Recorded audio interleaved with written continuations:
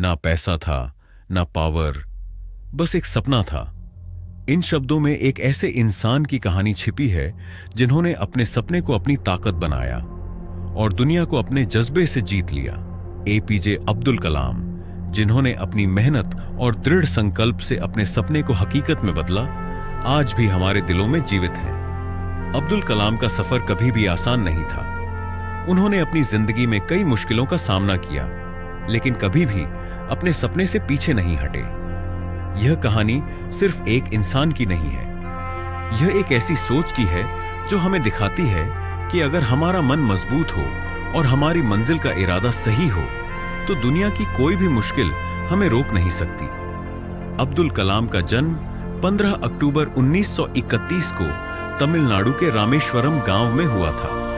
उनके परिवार की आर्थिक स्थिति उतनी अच्छी नहीं थी, लेकिन उन्होंने कभी भी अपने सपने को छोड़ने का नाम नहीं लिया। जब उनकी जिंदगी में मुश्किलें आईं, तो उन्होंने उन्हें अपने सपने को पूरा करने का एक मौका समझा। वह बचपन में हमेशा पढ़ाई में अच्छे थे, लेकिन उनके पास ज्यादा पैसे नहीं थे।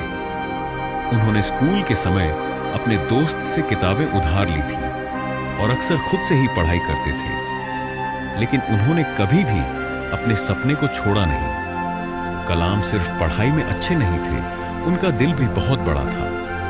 उन्होंने अपने आसपास के लोगों को भी हमेशा प्रेरित किया। जब उन्होंने भारतीय अंतरिक्ष अनुसंधान संगठन ISRO में काम करना शुरू किया, तो उनका सपना एक नई दिशा में बदल गया।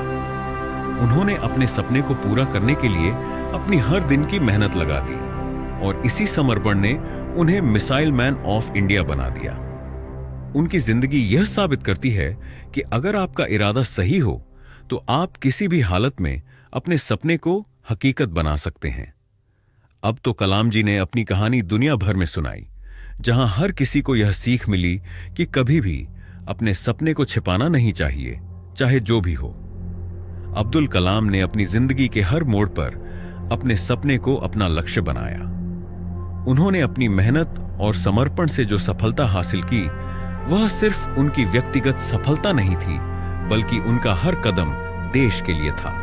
उन्होंने अपनी जिंदगी का मकसद एक ऐसे देश के निर्माण में रखा जो हर क्षेत्र में आगे बढ़े और दुनिया के बेहतरीन देशों में अपना नाम रोशन करे। जब उन्होंने ISRO में काम करना शुरू किया, तो उनका सपना था कि भारतीय सैटेलाइट को अंतरिक्ष में भेजा जाए। उन्होंने 1980 में भारत का पहला सैटेलाइट लॉन्च किया, जो एक बड़ी जीत थी।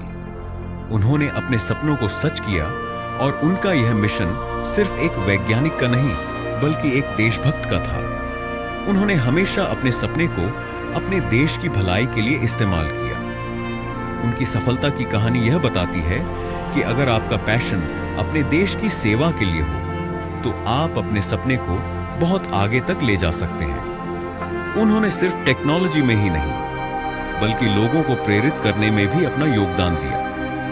अपनी स्पीचेस और लेक्चर्स के माध्यम से उन्होंने हर एक व्यक्ति को अपनी जिंदगी में कुछ बड़ा करने के लिए प्रेरित किया। कलाम जी का मानना था कि सपने देखो, सपने देखो।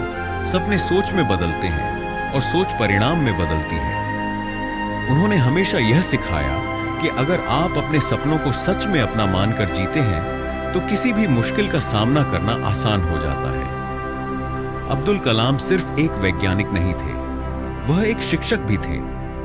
उन्होंने अपनी जिंदगी का एक बड़ा हिस्सा छात्रों को प्रेरित करने में बिताया। उन्होंने अपने व्याख्यानों और भाषणों के जरिए हर छात्र को यह सिखाया कि अगर अपने सपनों को सच में अपनाना हो, तो मेहनत, समर्पण और सच्चाई के साथ उसका पीछा करना जरूरी है। जब उन्होंने राष्ट्रपति के रूप में अपना कार्यकाल पूरा किया, तो उन्होंने हर किसी को यह समझाया कि असली ताकत एक इंसान के अंदर होती है। उन्होंने अपने देश के सभी लोगों को अपनी जिंदगी का एक हिस्सा बना दिया। उनका मानना था कि अगर हम अपने सपनों को अपने देश की भलाई के लिए इस्तेमाल करते हैं, तो हम अपने आप को सबसे बड़े सपने के सफर पर ले जा सकते हैं। उनकी जिंदगी में जो सबसे बड़ा पाठ है, वह यह है कि कभी भी अपने सपनों को छुपाना नहीं चाहिए।